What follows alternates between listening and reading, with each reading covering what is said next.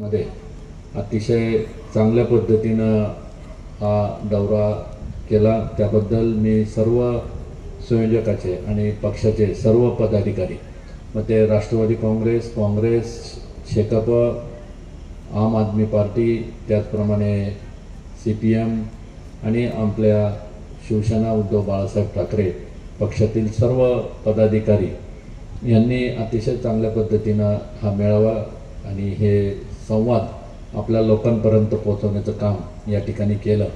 आणि खरं वास्तविक पाहता महानगरपालिका असेल की नगरपालिका असो किंवा जिल्हा परिषद असेल किंवा ग्रामपंचायती असेल, या इलेक्शन वेगळ्या पद्धतीनं होतात. त्या आपल्याला स्थानिक लेवलवरती त्या इलेक्शन होतात. परंतु ही जी इलेक्शन आहे ही केंद्राच्या बाबतीतली इलेक्शन आहे आणि लोकसभेच्या इलेक्शनच्या माध्यमातून आज आपण लोकांपर्यंत पोचायचं आहे.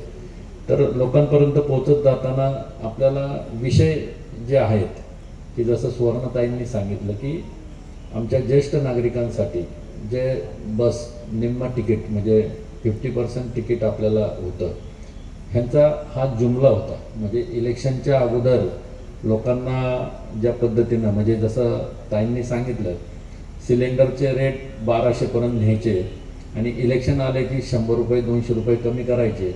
म्हणजे लोकांना वाटतं की बाबा सिलेंडर आपल्याला आता 1200ला मिळत होता तो आता 1000 रुपयाला मिळाला, म्हणजे 200 रुपये कमी झाले. परंतु ते करताना डबल करतात. म्हणजे ज्यावेळेस त्यांना 200 रुपये कमी करायचे असतात त्यावेळी ते 400 रुपये वाढवतात आणि त्यांना जेवढं लागतं तेवढं ते किंमत वाढवतात. म्हणजे पूर्वी जर आपण बघितलं तर पेट्रोल पंपावर आपण गेलं तर जर 10 पैसे किंवा 50 पैसे किंवा 1 रुपया वाढलं तर आपल्याला वाटायचं यार किती म्हणजे पेट्रोल महाग झालं. आता ते डायरेक्ट 5 रुपये वाढवतात आणि मग नंतर इलेक्शन आले की मग त्यातनं 2 रुपये कमी करतात. म्हणजे 3 रुपये त्यांना घेतलेच.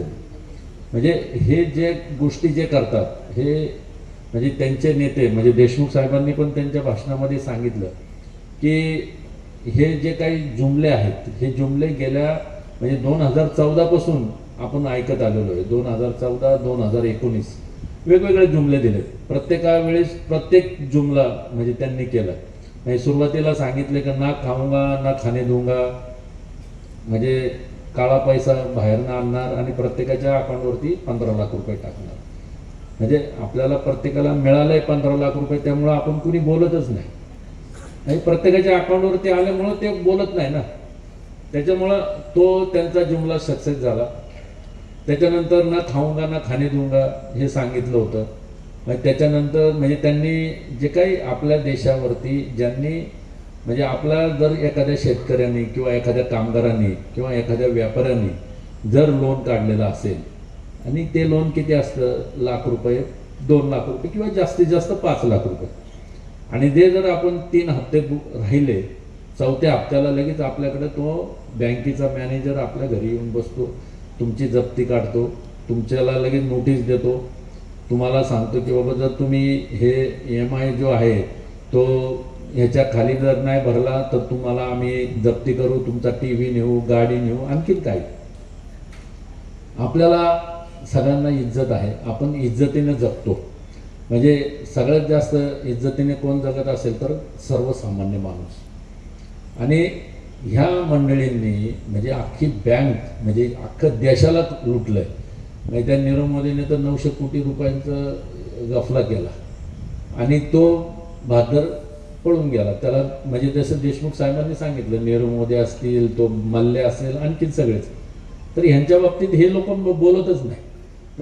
हे ह्याचा अर्थ असा आहे की आपल्या लोकांना ते कर्ज माफ झालेलं दिसतंय. म्हणजे शेतकऱ्यांचे असेल किंवा ज्यांचे कामगारांचे हप्ते राहिलेले असतील त्यांचं कर्ज माफ झाले, म्हणून आपले कामगार पण आणि सर्वसामान्य जे व्यापारी आहेत ते सुद्धा बोलत नाही. याचा अर्थ काय की त्यांचे कर्ज माफ झाले, बरोबर ना.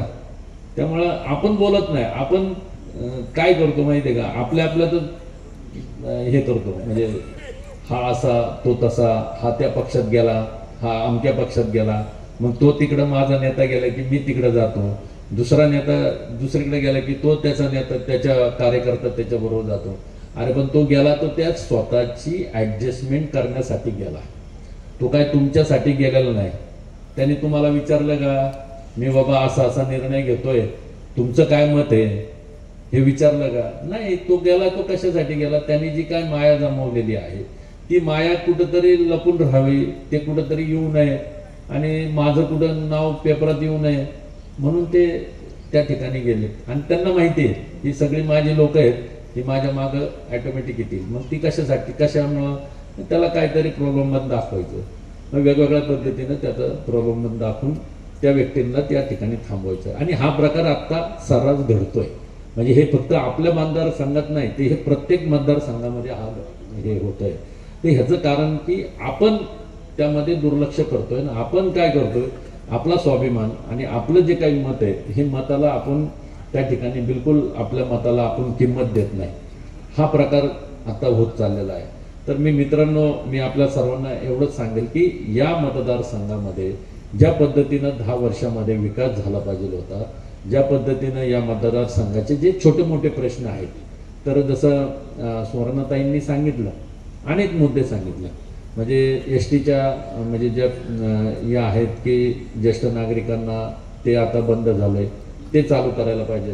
तर ताई नक्कीच आपण आपल्या महाविकास आघाडीचा उमेदवार म्हणजे या ठिकाणी बसलेले सगळे महाविकास आघाडीचे नेते, या ठिकाणी बसलेले सर्व महाविकास आघाडीचे पदाधिकारी हा खासदारच आहे. हा एकटा संजोग वगैरे खासदार नाही. इथं बसलेले सर्व आपले पदाधिकारी, कार्यकर्ते, मतदार हा खासदार राहील.